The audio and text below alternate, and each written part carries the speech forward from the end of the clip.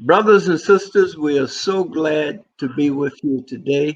We have a very, very special guest. You have heard me talk about the colored troops and how they won, um, how they captured Richmond, Virginia, and went on to capture Robert E. Lee at Appomattox and hail him for uh, the Union general to come down and arrest him.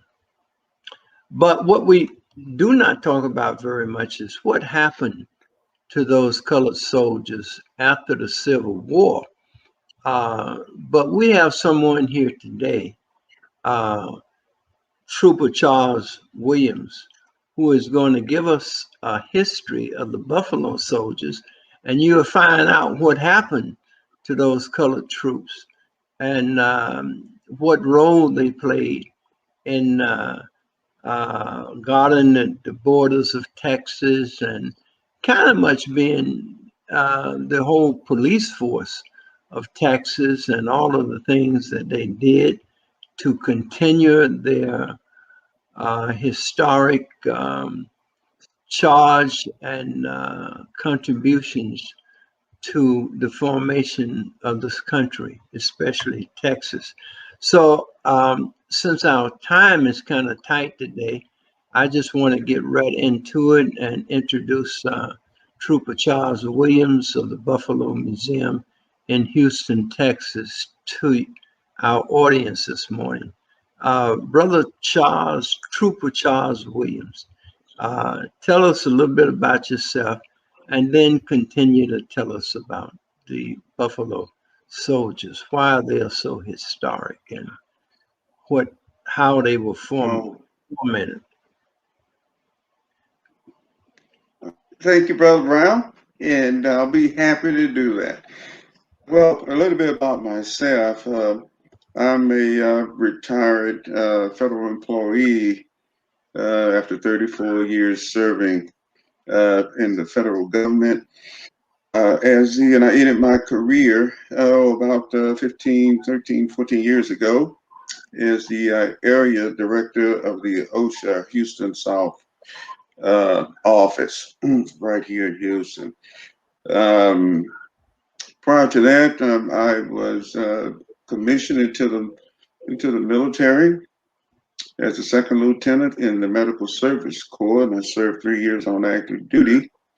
I was commissioned out of Prairie View A&M University, one of the historical Black universities, HBU. I'm very proud of that campus. Quite a few Prairie View um, came right off that campus into the military. In fact, I'm proud to say I'm in the book of officers printed specifically Prairie View. Moving on after that, retiring, I felt the need to do something, and so one day I was sitting up in church and had a couple guys dressed like I'm dressed now, and they were from the Ninth and 10th Horse Cavalry Association. And minister said, "I want you to give them a good, hearty, shallow welcome." And we did that. Then I turned around, shook their hands, and then after that, the next thing I knew, I was attending their meetings. The Ninth and 10th Horse Cavalry Association is the oldest Buffalo Soldier organization in the country, and the oldest, I might say, as well. Um, so that started my journey um, in doing a lot of Buffalo Soldier research. I met one of my fellow alumni associations. His name is Paul J. Matthews. Mr. Matthews is the founder and the curator of the Buffalo Soldiers National Museum right here in Houston. It was founded in 2001, and about 9 years later, the museum successfully purchased icon iconic, historical building right here in Houston, Texas. It was the site of the Houston Light Guard militia, believed to be the first militia to be established in Texas after the Civil War. Um, so we're housed in the building that was built by by that group, which is a fitting place for us to be. And since it was owned by the city, they felt so too. Um, so right now we're housed in a beautiful, world-class, renovated Light Guard Armory. I invite everyone who's listening to this broadcast to please come down and visit. And if you can't do that, go on Buffalo Soldier National Museum.com and view some of their virtual tours. Now, getting back to the Buffalo Soldiers. Now, the United States Colored Troops, as Brother Brown indicated, fought in the Civil War and helped free their own people.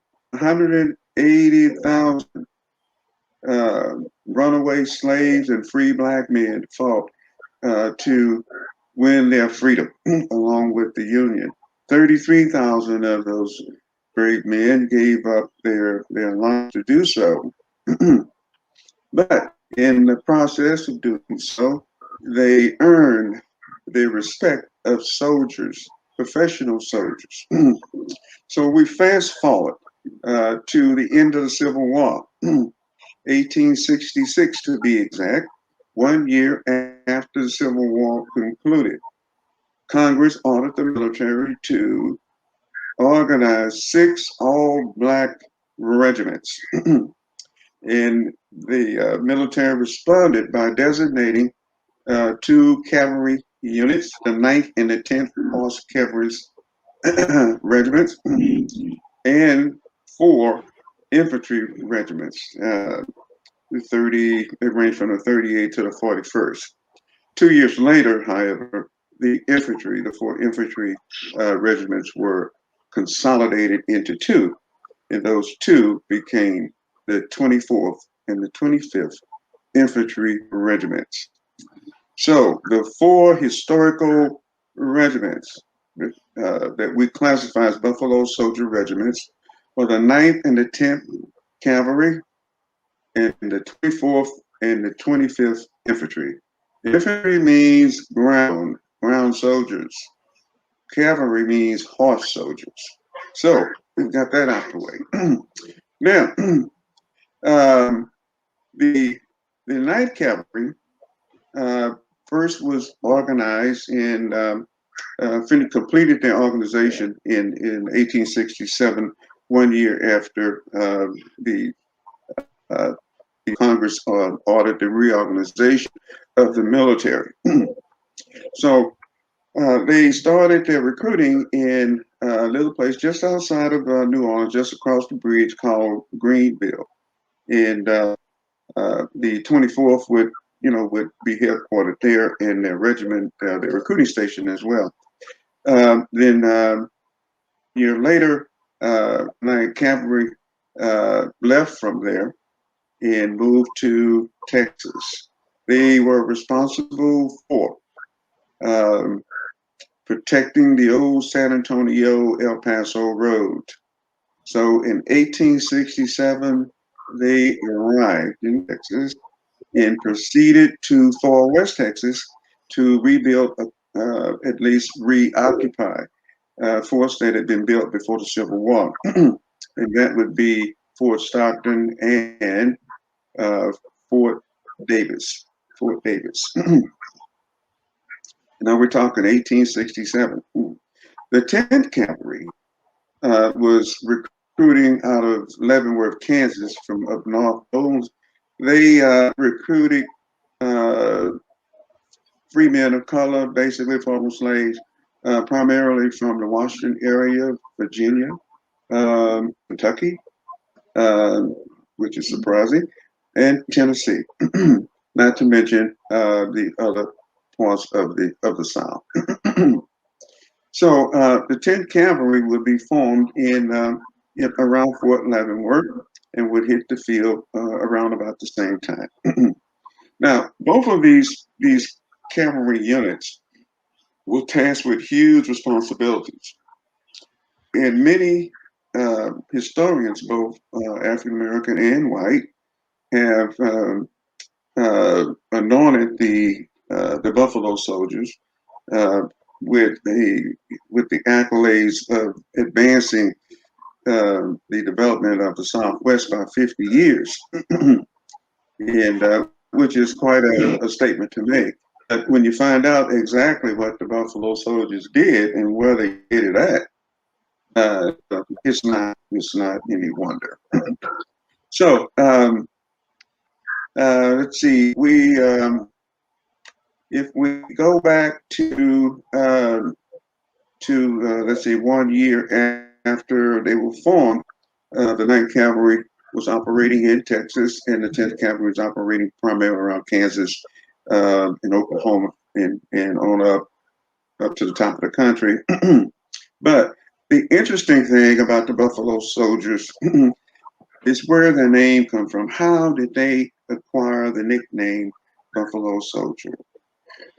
Well, while the 10th Cavalry was operating up on the high plains, they encountered a Native American tribe called the Cheyenne.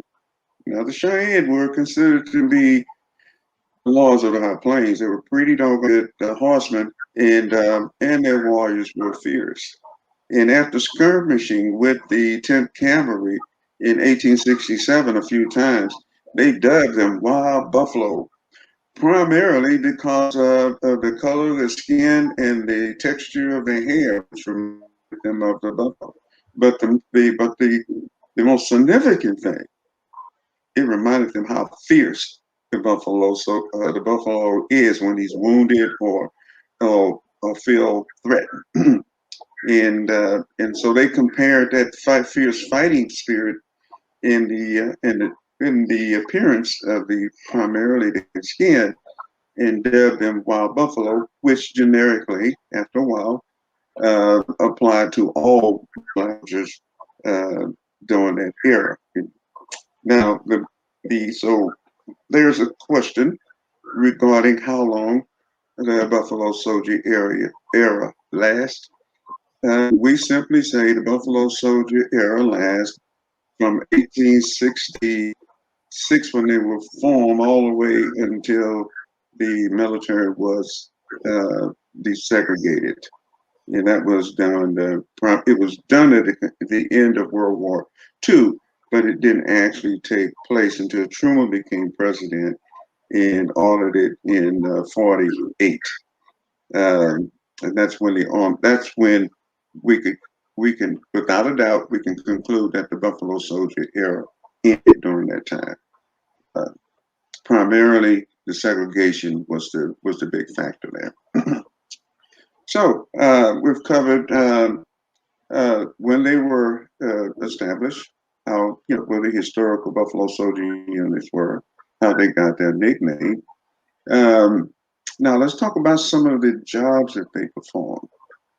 Now, the Buffalo Soldiers operated in the American West for 2.5 decades. No other unit in the cavalry at that time had campaigned as much as the Buffalo Soldiers had, because they were never rotated out of the American West. All of their campaigning was Texas on up north and all the way out to the west, to the West American Southwest. They encountered the likes of Geronimo, Sitting Bull,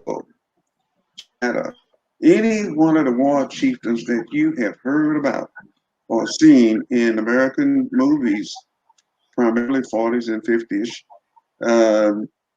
You'll see those war chieftains. Well, the Buffalo Soldiers encountered every last one of them at one time or another. Buffalo Soldiers, not only were they required to protect settlers from hostile Indian tribes, but many feel that the Buffalo Soldiers and the job they did they certainly furthered the concept of manifest destiny. They seem to be very much a part of that so-called concept because their job led particularly, straight to that effort, protecting settlers moving west. And they did their job because they wanted to prove that they were just as good as any other units, particular units. And so they took their job very, very serious. Now, one of the things that I believe, and I think that farmers will bear this out, is the fact that as they campaigned to become professional soldiers. Now, keep in mind, now Africans could not serve in the military prior to the Civil War as professional soldiers. They could only join up with a unit, only join up and fight a battle. And after that was over, they mustered out and went home. Some of them had promise of freedom, and some may have even experienced that, but the vast majority of them were back to the same status quo. So it wasn't until after the Civil War that the military opened it up, concluding, that it was time for them to serve in the military. So, and that's why we start the Buffaloes. We really applaud the Buffalo Soldier period because it was the first opportunity for blacks to serve in the military as professional soldiers. Now, and it was sort of an experiment for the military. And what they discovered was that cavalry units performed above expectations. Their morale was high. Their desertion rate was low. And they had the highest re-enlistment rate of any of the other units. Okay, so we know that they could fight. They discovered that the black soldiers could fight during the Civil War. It was just the other things that they weren't quite sold on. It would be another 11 years before the first West Pointer, black African-American cadet completed West Point. Now, there were several others made the attempt, but Henry O. Flipper was the first one to actually graduate from West Point. He was in the class of 1877. Now, up until that time, all of the officers that commanded the Buffalo Soldier units were white. Okay. Henry O. Flipper would be the first to graduate and was assigned to the 10th Cavalry. And he caught up with them in Indian Territory, which is present-day Oklahoma. He served at Fort Riley. Most West Pointers at that time, when they graduated, were engineers, and so Henry O. Flipper was no different. In fact, he solved a malaria problem while he was assigned there for a short period of time, waiting to be picked up by the cavalry. And basically what he did, he drained a swamp that was adjacent to the fort that was causing a terrific mosquito problem, passing the disease of malaria. They had more soldiers in sick bay with malaria than they had actually out patrolling. That is until Henry O. Flipper arrived and drained the swamp, basically, alleviating a breeding ground for mosquitoes. And as a result, the incident of malaria decreased rapidly. Today, it's called Flipper's Ditch. Okay, now, as we move forward, I mentioned to you that the Buffalo Soldiers during that era became known as Wild Buffalo, but then after a while, all black soldiers were called Buffalo Soldiers. But the military viewed them as outstanding soldiers. And in the 1880s, late 1880s, 1890s, there was no doubt about it. West Point would detail TDY, or detail them for temporarily at West Point, talking about 100 non-commissioned officers from the from the 9th and the 10th Cavalry to serve as instructors at West Point. They taught cavalry drills and horsemanship skills. And the place where they did that at today is called Buffalo Soldier Field. Still exists right at the Point today. They would rotate 100 every year. The 9th would go in one year, the 10th would go in the next year. And they did this, at least 10, 15 years, I know. Let's talk about, what was some of the opportunities afforded to Black soldiers? Well, for one thing, they knew that they were going to make a good salary, and in terms of what a good salary represented. They would make a big old $13 a month. And if they were a sergeant, they rose to the rank of sergeant, they would get $15 a month. Those salaries started to go up. I think what's important here to note is that as they learned to read and write, their performance improved, and they were able to negotiate military ranks upward. So if slaves were unable to read or prohibited from reading, how would they on earth be able to gain a rank unless they learn to read? The military understood that. They understood that that most of those fellows were coming from the South, and were prohibited from reading. And so what they decided to do is position the chaplains.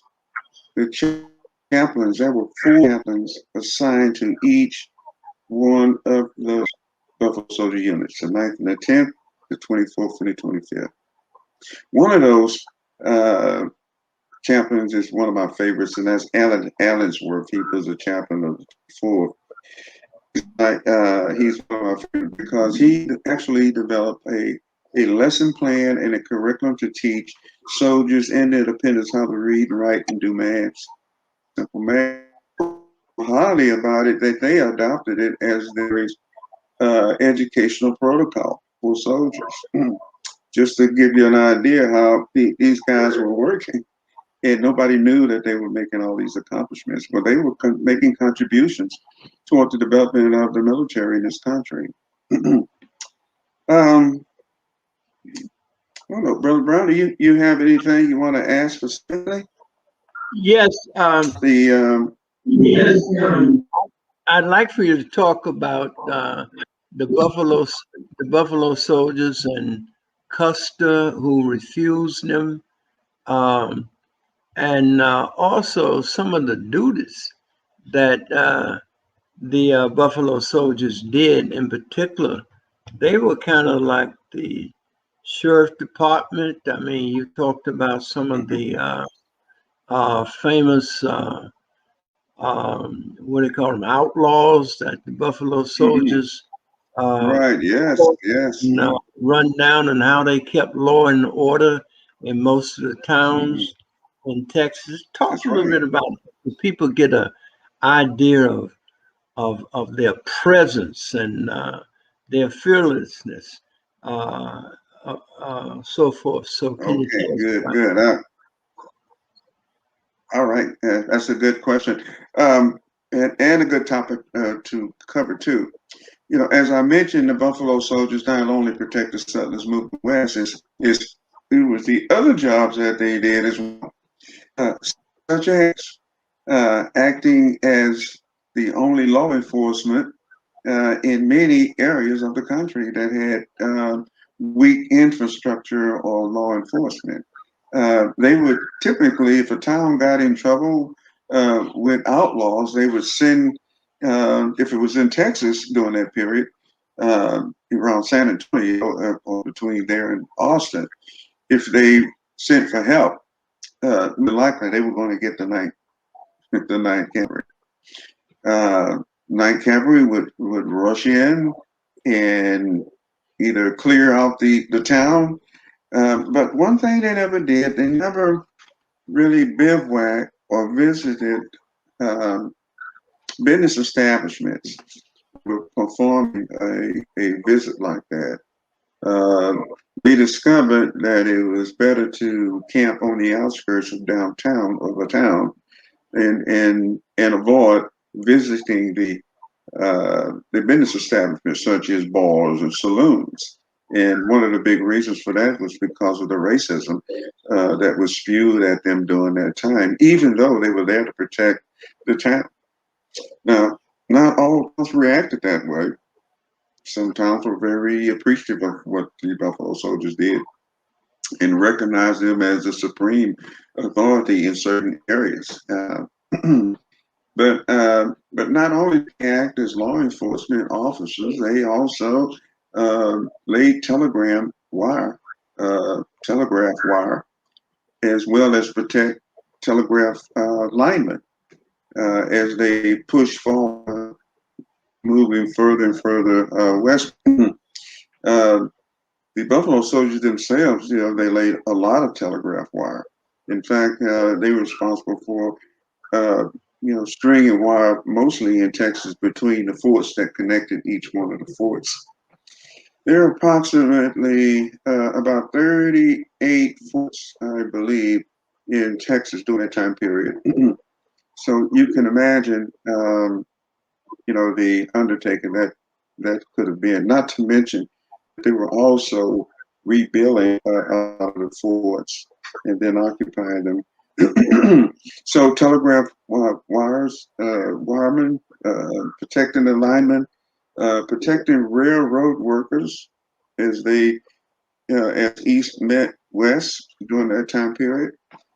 Um, they also performed duties as not county agents, but they surveyed land for infrastructure, water, grazing lands, so livestock could be brought up in safely. And so typically, where they campaign or forts or located in forts, they help establish infrastructure for towns to exist. Many of those towns still exist. um, let's see. Um, as you can see, they performed a variety of other tasks in addition to the task of being a soldier. Uh, Not only did they fight Native Americans that were hostile to the surrounding population, but they also protected Native Americans as well too. And we have no documentation that I can find anywhere of seeing or heard of any where any one of those units were involved in massacring or killing of unarmed Native Americans. So, so that's one thing that often gets overlooked is what other jobs were these fellows responsible for, and that is why they get the nod for speeding up the development of the West primarily. Now we talked about, well, we didn't mention the Seminole, but the Seminole Indians was a combination of runaway slaves and Native Americans that fought really one of the longest wars in in history, and they fought the American government to a standstill. Um, is there any kind of connection to the Buffalo Soldier and the Seminoles, or the African Americans that fought with the Seminoles? But you just said something very important. So if you could kind of bring the two together, you said that there's nowhere in history that where it says that the Buffalo Soldiers slaughtered the Native American people, that they even protected the Native Americans. How did they do that? They were the primarily the regiments, the 24th and the 25th regiments, acted as guards. You know, they were like a like guards, a protector, and they would go out on patrols just like the cavalry. But the cavalry would go out on extended patrols, and primarily that's how the legacy was started. Was the visibility of the black cavalry. It was just so unusual during that time period that it was striking, and they caused excitement everywhere they went in the West.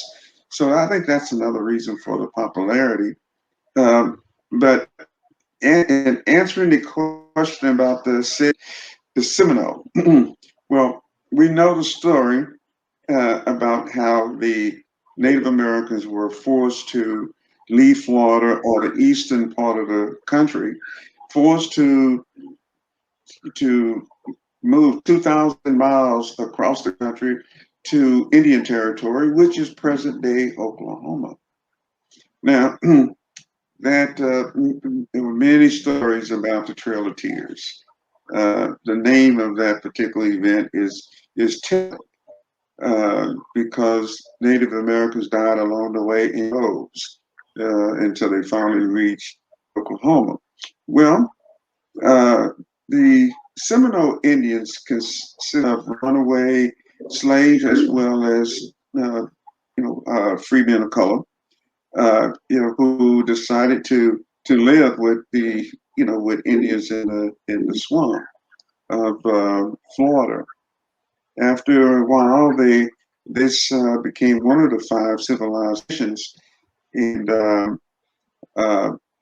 they were part of a group that was transferred to Oklahoma too. When they arrived at Oklahoma, the group decided that part of the group decided that it wasn't for them, and they headed to Mexico. And Mexico granted them entry on, for protecting their northern border. And they did so until around the 1870s. They came back to the country, to the U.S. side, and decided to join the military as scouts. Most of those scouts were assigned to one or more of the Buffalo Soldier units, and that's primarily why they were so good at tracking and running down outlaws and cattle rustlers and all this, because the Seminole Negro Indian Scout was known to be one of the best trackers in the territory, and the Buffalo Soldiers had most of them signed to them. So that's the relationship between the Native American, specifically the Seminole, with the military. Now, in Texas, when they mustered them out, most of them remained in Texas, who served in a little area down called Brackenville, Texas. In fact, we have an exhibit in the museum from the descendants of their ancestors who were scouts. Very interesting exhibit. So if you get a chance, you might want to try and get down here to see that. But that answers your question, Brother Brown, on the relationship with the Native Americans, specifically the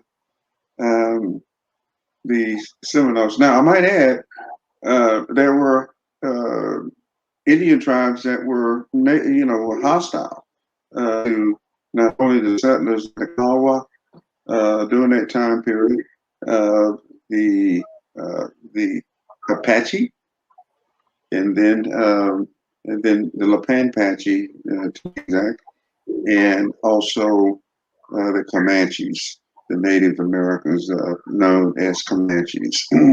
So primarily those are the 3 hostile tribes in Texas during that period. I think it, and I just have 2 more questions for you. I think it's important for people to understand that the territory of Texas once was a part of Mexico, and most of the whites that were moving uh, into the area was given free land. All they had to do was get there, and I'm talking about hundreds, sometimes thousands of acres of land in which they were given, Oh yes, and right here in Texas. You're right. and and then you In had fact, there's a and I'm sorry, I didn't mean to cut you off. no. I cut you off, sir. I'm sorry. No, I was just pointing out that we see all these wagon trains and everything moving out in Texas and everything, but the government was giving them free land as the land was cleared taken from the Mexicans and so forth. And then you had black troops who was protecting them and building infrastructure for them. How does all this racism that and especially, and you see it even today, white people generated against the very people that more or less protected them and opened the West, as you said earlier, um, because of the Buffalo Soldiers, the West was more or less, especially in Texas, um, moved forward by at least 50 years because of the Buffalo Soldier. Can you kind of talk about this racism of a people who was given all of this land and protected by the very people that they now uh, want to kill in so many instances? I mean, the racism that's there. And, if you don't want to talk about that, I understand. But I think we need Well, your insight into it. I'll just say this, and because in history we look at it at the Buffalo Soldier National Museum. The main mission of the museum is to promote, preserve, and perpetuate the rich legacy of the Buffalo Soldier. We are an official nonprofit military organization, and so as in saying that we are apolitical. We don't have any political aspirations, but we do recognize that uh, what were some of the obstacles placed in front of people of color. Yeah, we talk about that because it's important that they know that everything wasn't peaches and cream by no means. Did the black soldier in the military encounter racism? You betcha he did. I mean, the attitudes were similar to the outside, especially during that day. And so the black men during that period found themselves always working hard to measure up. And it seemed that seemed to be the story all the way up to many would say the present. But given the time period and they did what they accomplished was simply amazing to me. And I think if anybody look at the amount of campaigning that they did out there, in many places nobody even knew they were there. I think the Buffalo Soldier units had perhaps over 200 campaigns between the late 1860s and the late 1880s. So where they were really put out front. Another interesting thing too, when they were selecting officers to man these four all black units, they tried to um, assign officers that had experienced black troops before, primarily in the Civil War. Um, but they wanted, for some reason, they offered the Ninth Cavalry to General Custer at that time. Well, when after the war was over with, Civil War was over with. Well, they typically they dropped him a rank in rank, and so he was a colonel at that time, and had been converted to a colonel. But they wanted him to command the Ninth Cavalry, and he turned it down. Even if they offered him a promotion, a bonus, and he said that he didn't think black soldiers would make good cavalrymen, and that so therefore he turned it.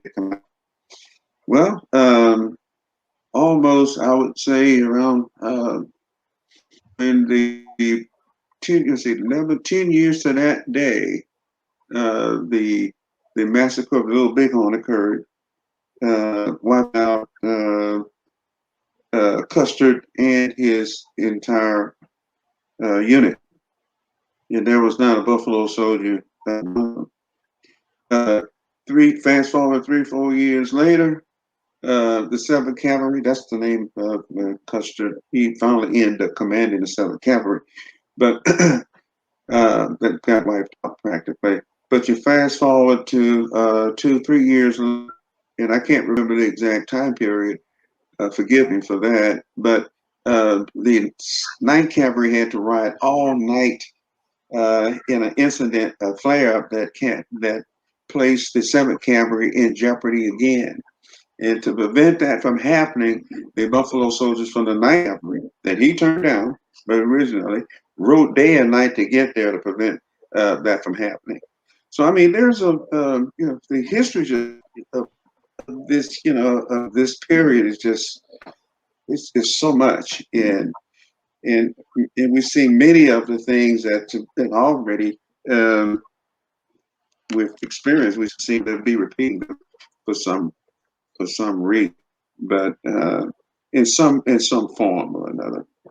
We know that as a result of the Civil War, they had the Civil War amendments, the 13th, the 14th, and the 15th Amendment. The 13th was abolish slavery. The 14th was to make African American citizens, and then of course the 15th was the right to vote. And we seem to be grappling with that same right today. So it's amazing that how long it can last. And I think if people recognize that these things have been going on so long, longer than they ever imagined, in many cases, I think they would probably feel a little different about it. But not many people dabbled in history.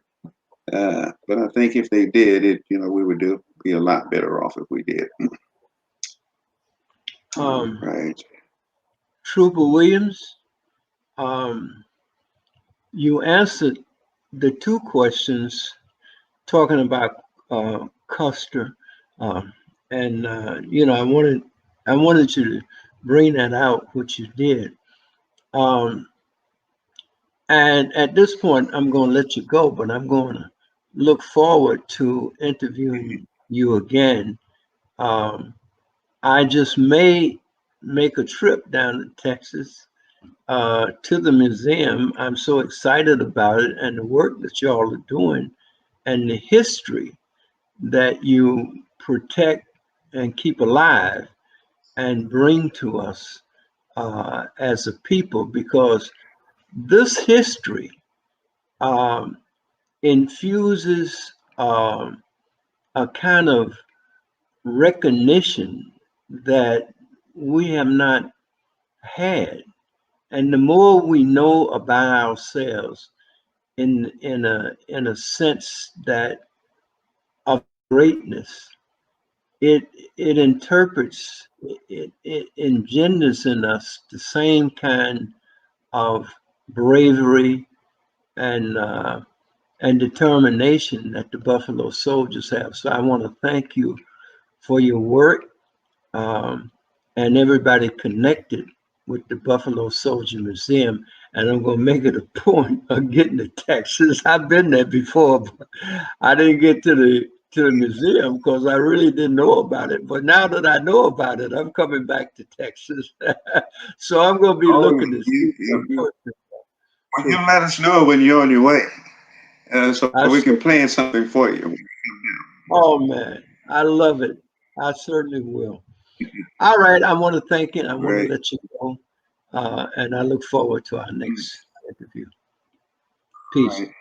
Thank you, Brother Brown, for having me. It's been a pleasure talking to you about the Buffalo Soldier history. That's one thing I love to do. You have a great one now.